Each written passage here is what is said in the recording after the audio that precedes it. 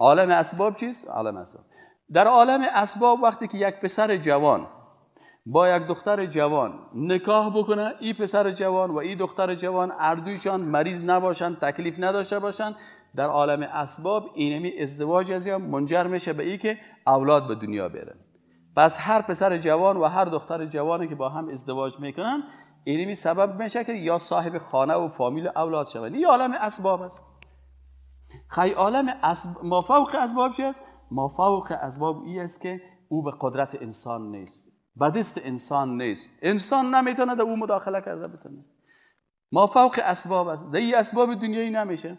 حتی در این قسمت پیغمبران را شما سائل کنین، پیغمبران علیهم السلام وقتی که در عالم اسباب زندگی میکردن، مثلا قصه بیبی مریم است، در پیغمبران مثلا قصه ابراهیم علیه السلام است، مثلا قصه زکریا علیه السلام است. زکریا علیه السلام به الله سبحانه و تعالی میگه که عالم اسباب است. در عالم اسباب زکریا علیه السلام ازدواج کرد، امرای خانم خود ازدواج کرد. خانمش دکترها برش گفتن که خانمتون نازا هست، این اولاد به دنیا آورده نمیتونه. زکریا علیه السلام هم صبر کرد چندین سال، بالاخره ریشش سفید شد، استخوانایش ضعیف شد. در اینمی وقت ایمان داشت به عالم مافوق اسباب. عالم مافوق اسباب این است که الله سبحانه و تعالی اسباب خلق کرده، اگر الله بخواد بدون اسباب برای یک کس اولاد میده. اسباب تعلق با ما میگیره، مافوق اسباب با الله تعلق میگیره.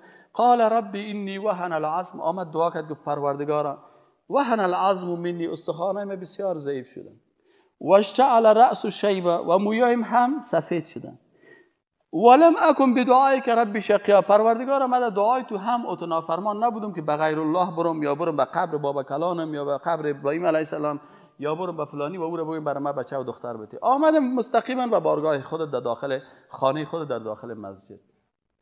الله سبحانه و تعالی برای الله چی گفت؟ فهب لی من لدنک ولیا. هب یعنی فهب لی یعنی هبه بده برای من، یک توفه بده. من لدنک از جانب خودت، ما فوق اسباب. سعیست که من سفید هستم، خانم مام نازا هست، لیکن تو ذاتی هستی که ما فوق اسباب به تو تعلق میگیره.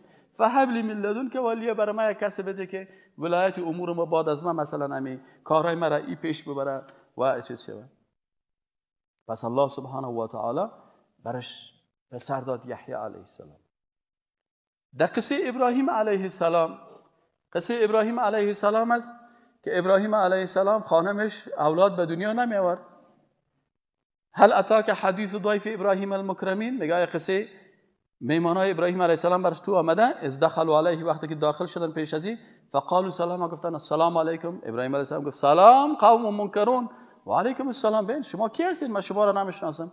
آمدن شیشتن، چند نفر میمانا. ابراهیم علیه السلام دید که میمانا آمده، نمیشناسه ایشون. خب انسانیت است، اخلاق است، پیغمبر است. گفت که رفت بیرون، فراغ الی اهله، رفت پیش فامیل خود. برای فامیل خود گفت که همو گوسالگا که ما را ذبح کنین که نام خدا میمانا آمده، بر از یک غذا تهیه بکنین. فراغ الی اهله فجاء بعجل سمین، یک گوساله چاق سای بر از ذبح کرد و کلش سای غذا تیار کرد و آورد پیششون من. وقتی که غذا را پیش روی از یمان دید که نمیخوره، فاوجس منهم خیفه، از پیش از یا ترسید. من صاحب شما میمانا آمدین خب بخورید. یا برشان گفتن که ما ملائکه هستیم، ما غذا نمیخوریم، مثل انسان ها رو نفس نداریم که غذا بخوریم. خب ابراهیم علیه السلام غیب میفهمید؟ میفهمید؟ خب قرآن میگه نمیفهمید. اگر غیب میفهمید بیادر شما ملائکه هستین بشین قرار. تا هنوز هم ابراهیم علیه السلام نفهمیده بود که ملائکه هستن. در چیرین انسان ها آمده بودن. فاوجس منهم خیفه قالوا لا تخف، نترس. و بشروه بغلام علیم، بشارت دادن گفتن خداوند بر تو یک بچه میده. میگه اون خانمش جدان دروازه شیشته بود، اون جدان دروازه مشید گپای از اینا. میگه فسکت وجهها و قالت عجوز عقیم. میگه زن برش گفت که اوه بیروی خود زد، سکت وجه. زنها بسیار عادت دارن که وقتی که سرشون گپ چیز بیاد داری خودت چی میگی توی من عجوز عقیم زن پیچ سفیدی که در جوانی صاحب طفل نمیشه مال که پیر شدیم. قالوا كذلك قال ربك انه هو الحكيم العليم.